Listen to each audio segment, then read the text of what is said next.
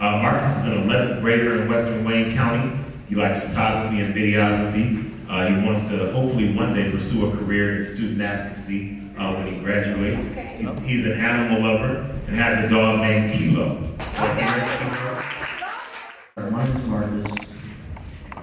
I've been in and out of trouble since the 5th or 6th grade. I was a class clown. I guess I thought it was funny. I don't know. But that would make other students really angry. I got into a lot of fights, and the answer was always to suspend me. They never really tried to understand what was going on with me. I had really high test scores, and everyone always said I was too smart for this. There was a lot of lectures and not a lot of real help. So in middle school, it got worse, and then it got even worse into high school.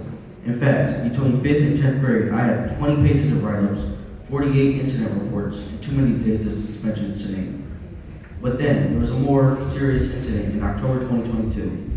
That was the beginning of my 10th grade year. I had seen a bunch of boys smoking in the bathroom, and I walked out. I don't want to be around them. The next week, I walked into the side door after my mom dropped me off at school. I went into the bathroom, and older student called me a fed. In other words, they snitched. I think they thought I told on them because I'm guessing the principal walked in as he would often do because he was aware of the smoking issue at our school. But for the record, I did not snitch. But even before that, my older brother had fought this student, and we had been having issues with him since our start of high school. Our friend group didn't get along. After he called me a fed, I walked out of the bathroom and went one way, and this kid started following me. I turned to go the other way, and he kept following me. We exchanged some words, and he told me to take my backpack off and fight him. I took my backpack and coat off, but it was really just some pushing, and we both took a couple swings, but no one was hurt. A teacher picked me up and threw me over his shoulder and took me to the office. He told me to calm down. I called my mom, and she also told me to settle down. The other kid was in the waiting room, and he was pounding on the glass of the office I was in. I was getting more and more irritated. I was beyond furious at this time. And then a counselor came and put him into another room. But I went into the hallway and did what he did. I was pounding on the glass of his office. I was just so mad. I wanted to get a reaction out of him. The principal came, not exactly great timing for me. The principal said, "We're gonna call the police if you don't leave." He gave me the option to leave, but I didn't. I couldn't calm down. I should mention they put the school on a soft lockdown. Looking back now, I wish I would have listened to my mom. I wish I would have just stayed calm and not feed into the negative. This wasn't my finest moment. The police did come and they were trying to take me home, but I was not cooperating. I was trying to get out of the office area. It was so crowded I wanted to get into the main hallway and take a break and be alone. The police officer got irritated as I was walking towards the door and he shoved me trying to keep me in the office. In response, I tried to move his arm off of me, and in doing so, I accidentally knocked off his body camera. That's when he got the handcuffs and took me to the police station. I had to write down what happened, get fingerprinted, got a mugshot, and I sat in a cold interrogation room by myself and fell asleep. This all happened the day before my 15th birthday. I was 14 years old. My house had to be searched for guns, but they didn't find any. I was transported to the hospital. They thought it would be more helpful than juvenile detention. I stayed there for 4 days and in the inpatient hospital for 2 weeks. They scheduled an expulsion hearing while I was in the hospital. My mom asked for it to be delayed so I could be there. We went all alone. We didn't have an advocate. It felt like I was being attacked again. Well, I've seen you been suspended this many times. I see your grades are good. Why do you want to be in this school? Why do you think you should be in this school? My mom wanted to cry. I remember him saying everyone voted that I should be expelled. I felt like my whole life was over. My whole life was ruined. I ruined my whole life because of a stupid fight that could have been avoided.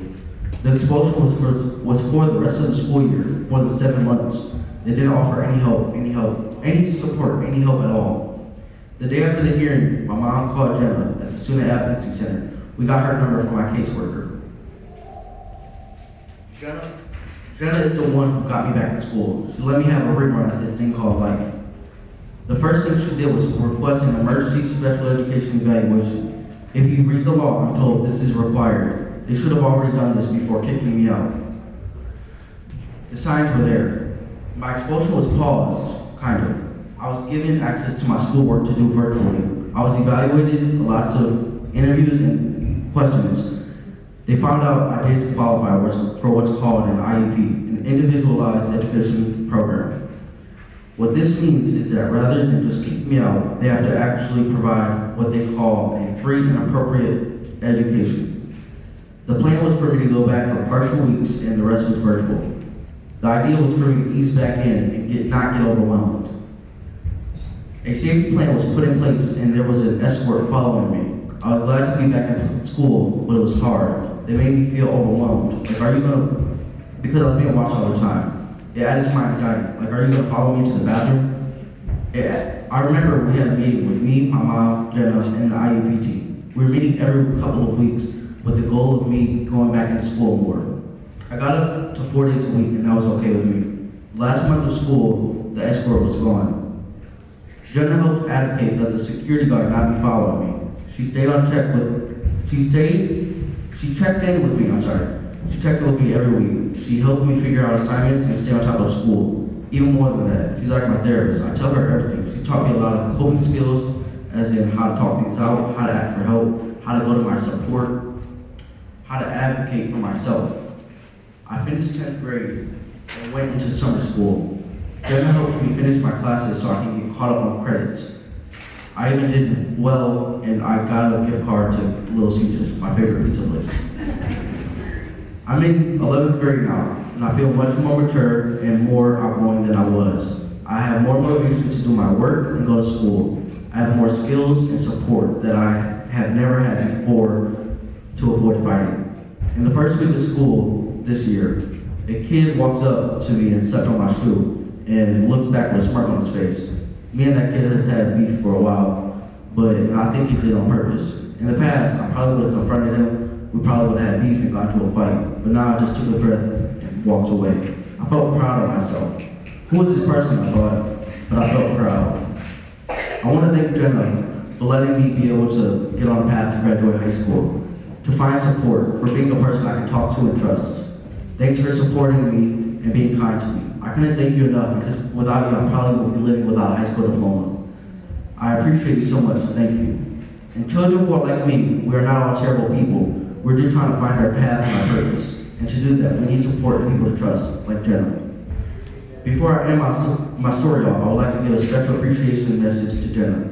Thank you. Thank you for always believing in me and pushing me to the best of my capabilities and never giving up on me. You've made a difference in my life, and for that, I will always appreciate you, and I cannot thank you enough for helping fight for my education. I want everyone to give Jenna a round of applause.